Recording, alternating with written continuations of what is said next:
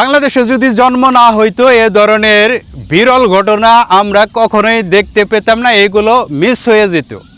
সম্মানীয় দর্শক, আপনারা দেখেন একটি লোক ব্রিজের উপর পেটসাপ করতেছে, আর সেই পেটসাপগুলো কিভাবে মানুষের ফুটপাতে যে মানুষগুলো যাতায়াত করতেছে তাদের উপরে বৃষ্টির মতো করে পড়তেছে।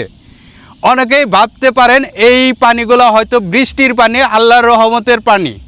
আর এই ব্যক্তি দেখেন কতটা নিরক্ষর এবং কতটা অদ্ভুত, পাগল হলে এ ধরনের কাজ করতে পারে। বাংলাদেশের হর হামেশাই এ ধরনের দৃশ্য কিন্তু আপনাদের চোখে পড়বে, কারণ কোথায় পেটসাপ করতে হবে, কোথায় মলত্যাগ করতে হইব, বাংলাদেশের মূর্খ মানুষেরা এতটুক তাদের সাধারণ জ্ঞান নেই।